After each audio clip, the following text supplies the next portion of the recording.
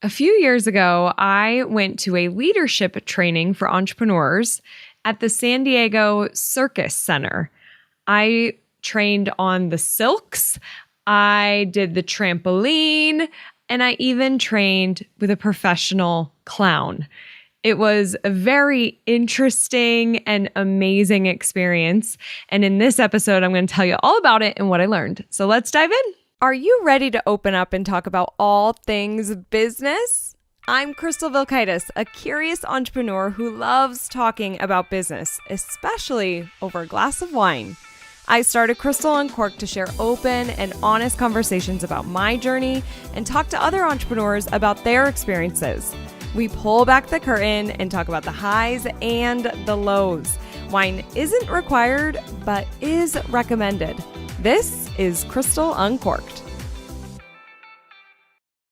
All right, before we start talking about the circus for entrepreneurs, I have to share what I'm drinking. I have a delicious 2019 Syrah by Akash, which is a winery in Temecula. I was able to interview Akash himself, which was amazing in season 1 in the vineyard. Like, it was one of the coolest setups. And this is called Dreamville, which I so love. And they etch their bottles. It's a really delicious Syrah, very bold. So cheers. And let's talk about the circus. So my dear friend, Stacey Murphy, who is also going to be on a future episode of Crystal Uncorked, we're going to talk about NFTs, a little bit of a different topic, but she created this leadership training. She herself just always had this desire to train at the Circus Center. Now, let me tell you, the San Diego Circus Center is where all the Cirque du Soleil performers practice and train. Okay, if you've ever seen a Cirque du Soleil show, you know how insane these people are. Like, they are so freaking talented. It blows my mind. And so Stacey always wanted to train there, and she did. Like, she just took this leap of faith and started training there. And she created this amazing program where entrepreneurs, there was about 12 of us, spent a day there. And like I mentioned in the intro, we did the silks, we worked with the clown, we did the trampoline, and she had these amazing exercises for us after each of the stations where we would journal about what came up for us. And definitely some things came up for me, and I want to talk about that in this show. So when we started, we get there, we meet our group of the 12 entrepreneurs, and we do some stretching, and then Stacey gives us these red shirts, and it talks about, it's like our super word, and there's a blank box that we can write what our word is going to be for the day that describes who we want to be. Not necessarily who we are today. What do you want to attract? Who do you want to be? And right off the bat, I was like, oh my God, I fucking love this exercise. Because we're picking, it's kind of like manifesting, right? And like moving into who we see ourselves and where we want to be. And then everybody would call us by those names. So you wouldn't call people by their normal name. You would call them by the name on their shirt. So for me, the word I chose was risk taker. This was back in May of 2019. And I just always feel like I'm not a big risk taker. Like, I don't invest a lot of money in advertising. If we could grow organically, I'll do it, even though that means we grow slower. I don't always put myself out there as much as I could or go for some of the big fish. And, it depends on who you ask in my life, because there are certainly people that say they think I am a risk taker because they're measuring myself to them and they feel like they don't take a lot of risks. And a lot of people have said to me, well, you started a business, like that's a risk in itself. And that is true. But I don't feel like I take a lot of risks in my business. Like, I play it kind of safe and where I feel comfortable. Like, being comfortable really means something to me. Like, I need that. So I was like, in this period where I really wanted to take more risks and I really wanted to grow the company. And so I was like, I'm going to be a risk taker. So all day, everybody was calling me risk taker. Okay. First up, our first station was the silks. And I'm like, we broke off into 4 groups of 3, and I was the last person in my group to get up on the silks. And I'm watching everybody as they're doing it. We had a circ, circ star, circ performer show us what to do. So there was this whole training. She showed us what to do with our feet and how to wrap it around and how to pull up with your arms. And you can always use your arm strength. You can use your legs and like how to do it, right? So I was one of the last people to do it. So I had to sit back and watch everybody else go. And everybody was great. Like they were climbing up. They were just like doing such a great job. So I was feeling like really excited to get up there and have it be my turn. And I love performing. So I'm like, oh, I'm going to be on the silks and people are going to be like, whoa, look at Crystal. She just gets it so fast. She's going so high. How amazing for her. No, that's not at all what happened. I get up on the silks and I am totally getting caught up in how I want to look and I'm going to be amazing, that I'm not following what we're supposed to do and how we're supposed to wrap and use your leg strength. And the other thing is that I am definitely the weakest, most out of shape person in this group of 12. Okay? Like it's kind of hilarious when I look back at it. I am not in shape. I have no upper body strength. These people, because they were all talking in our breaks and such, like about this run they did or this hike or their workout that morning. And a lot of them knew each other. And Stacey, who puts us on, she's in incredible shape and strong. And I'm like, what the fuck am I doing here? I have no strength. I should have thought of this. What was I thinking? But obviously I pushed through it, and it's not like I really needed the strength, but it would have helped. So like, obviously I don't have the strength, and then I'm going into it with my ego of like how cool I can be. So I totally sucked at the silks. And once I kind of like recalibrated and somebody kind of helped me know, reminder, this is what you need to do. And then I did that, and I did a little bit, I did okay. And then we went on the mat and we kind of did some journaling, and Stacey asked us some questions in between each session that I'll share. These are awesome questions that I think no matter where you're at in your business or even in your life, some of these could really help you. You might want to write some of these down actually. But before we started like getting into those questions, when I sat down on the mat, I was like, wow, I was really comparing myself to everybody else. And that is like so not a fair comparison because I am so fucking out of shape. So that in itself was like, oh, and I totally do that in business. I compare and I'll be like, oh, but that person has a bigger audience. Oh, that person's speaking on more stages. Oh, that person's doing 6-figure launches, 7-figure launches, has a 7-figure business. Why don't I? That constant compare. And I did it again. And I started becoming more aware of when I was comparing myself. And I'm going to be honest, I'm human. I still fucking do this. It's hard to break. I don't think it's impossible. I'm someone who's competitive, and so I will compare. But that was a big thing for me. So I was like, I can't compare. There's no comparison here. Now, here's some of the questions that she asked us after that exercise. Again, you might want to write down some of these. Now, the first was, how do you make visible your power word, which mine was risk taker. And I was like, oh, I really I guess being at the circus, that's risk taker, like doing the silks and having no strength. I guess that's risky, right? But I just, I was able to kind of reflect upon that. And it was eye-opening for me. I wasn't taking a lot of risks and wasn't where I wanted to be. She also asked, what do you tell yourself when you nail it and when you don't?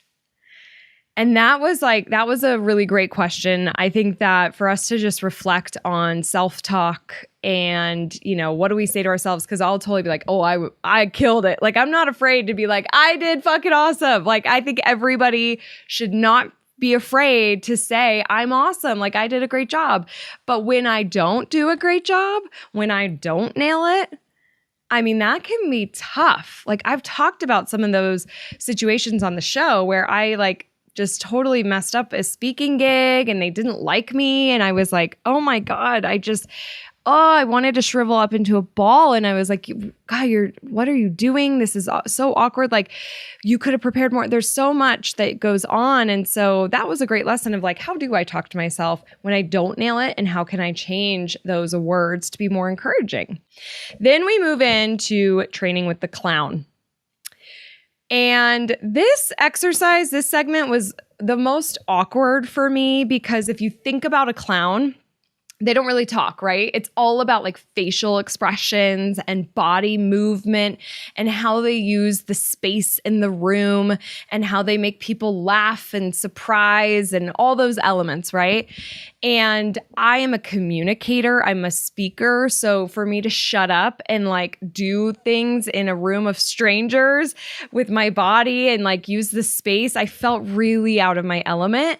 And it was also hard because I just care so much about what people think. This is an ongoing thing for me. I do have a lot of fear around that. And so I'm sure everybody in that room was thinking about themselves and focusing on what they were doing. But I was like, all eyes are probably on me. I look so stupid. I'm so uncomfortable. Like I really struggled with that segment. But here was the kicker of it is as we started it, the clown comes in and he's not in clown gear. It's just like a normal guy.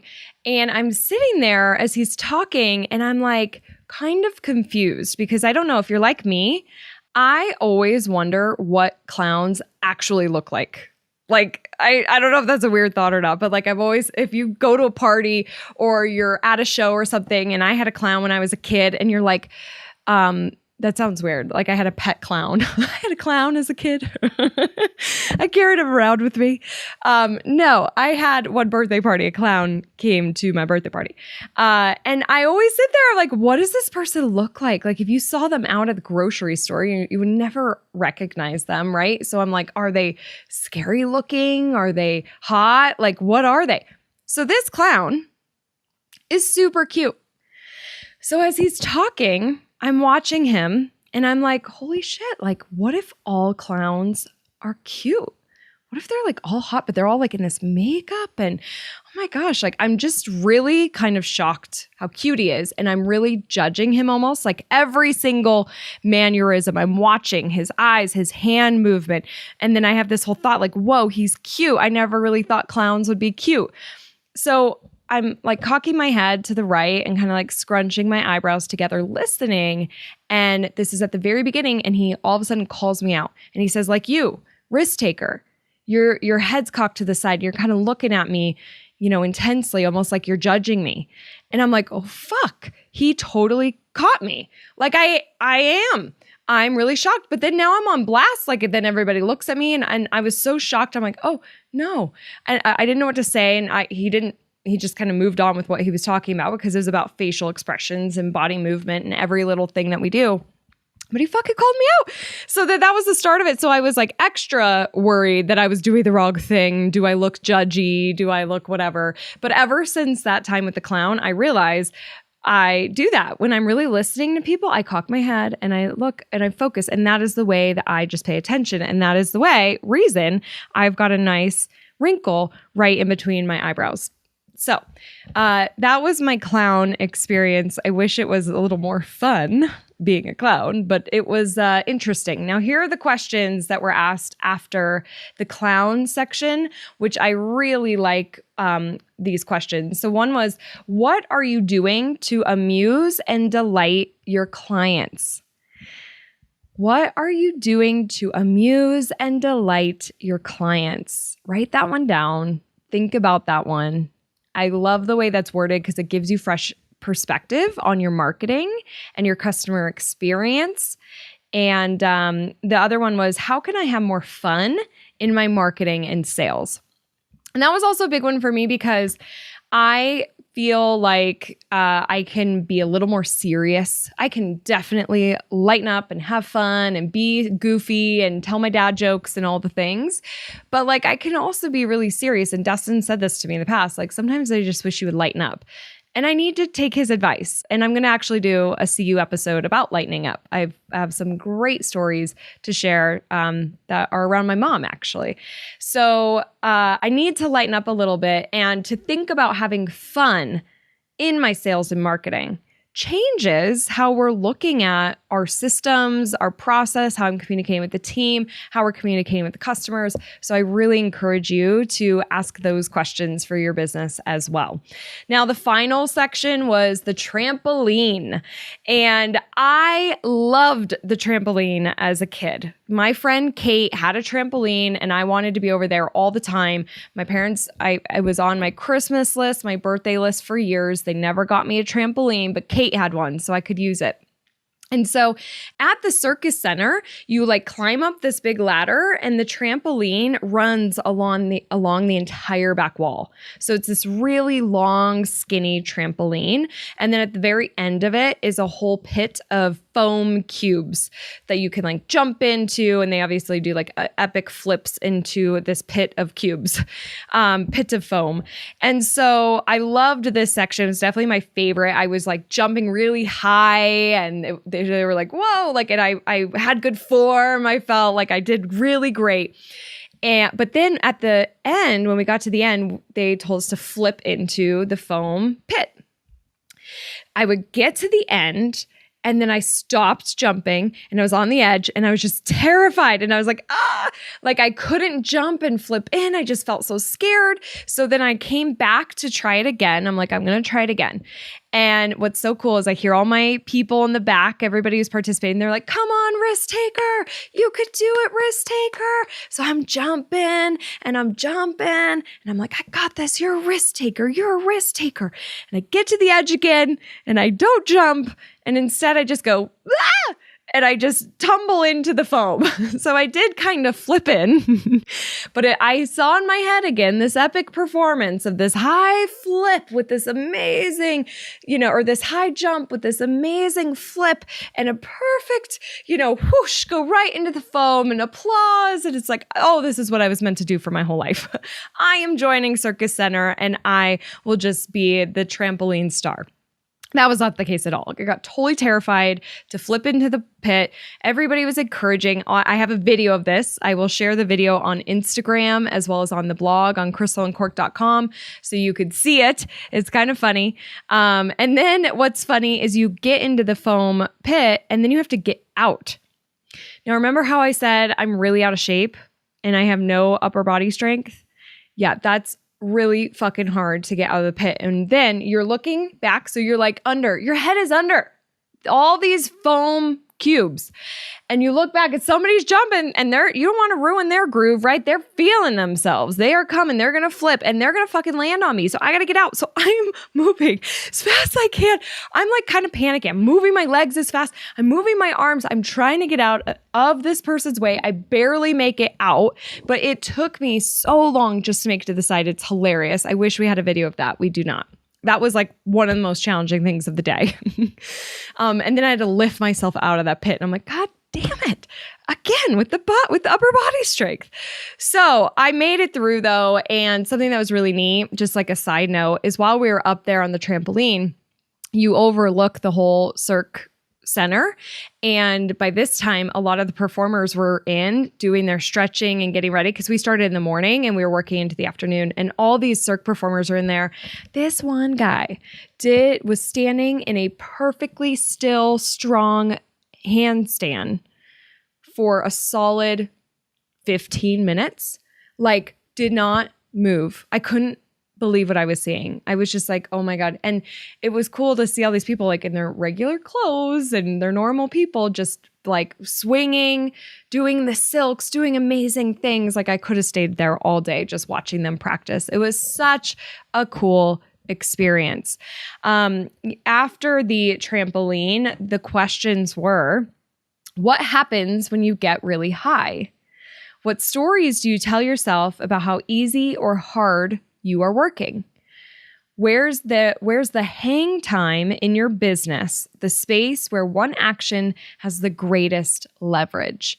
That hang time, you're high up that 1 second, like that hang time. Oh man, I loved being up there. I felt so free up there. That was so epic for me. But, really thinking about that one action, largest leverage, like how do we really leverage? What are we doing? Work smarter, not harder, right? And I think that's an ongoing question. I just said it today on a meeting I was in of like, I really need us to focus on being more efficient. I've been really focused on efficiencies lately, actually. So, which I'll talk about in a future episode. So that was my experience. I mean, overall, I learned that I'm really out of shape. Obviously, I knew that. I didn't learn that. But I did leave that day wanting to embody my word, right? Risk taker. I wanted to put myself out there more, and I wanted to believe in myself and trust myself and not compare, right? Like, do with what you have today. You have your assets, you have your tools, you have your body, you have your business. What can you do with that? How can you leverage? How can you delight your customers, have more fun, and don't compare outside? So, it was such a great experience for me. And I also learned that I won't always get it right, but the more that I try, the better I'll be. Because like with the trampoline, I got to try several times, and each time I got a little higher. And then I finally did flip into the foam, where the first try I didn't. And with the silks, the first try I got up there wasn't as good, but the more I try, the better I'll be. And that so applies to anything, right? Practice makes progress, not perfect. So that's my circus story. I am so curious. Would you do something like that? Like, would you go and train where Cirque du Soleil performers train and do the silks and work with a clown and do the trampoline? Let me know. DM me on Instagram. I'm at Crystal Uncorked, or you could comment on this blog post, or you could email me, cheers@crystaluncorked.com. Just talk to me. I want to hear what you think about this episode and if you would do it. And if you're curious to learn more, circusforentrepreneurs.com. I don't think they have an active training right now, but you could fill in that form to get more information if there is one in the future. She's also talking about doing something with the trapeze, which would be so cool. I think I would do it. I would try it, but actually I would have to really work on my upper body strength for that one too. So that is my circus story. Let's do one more cheers with this delicious Syrah by Akash. So good. And on next week's episode, we're kicking off April. It's Autism Awareness Month. And I've got my friend Mary Barbera, who is a doctor. She's an author. She is just a powerhouse woman who is on a mission to turn autism around. So tune into that episode to learn more about her business and how she's helped kiddos with autism, and how you can learn more too. All right, I'll see you on the next See You. Bye-bye. All right, let's keep this conversation going. Join me on Instagram. I'm at Crystal Uncorked. And I need to tell you, thank you so much for listening to this show. It truly means the world to me. If you're enjoying Crystal Uncorked, don't forget to subscribe so you never miss an episode. Okay, I'll see you on the next See You. Cheers, friend.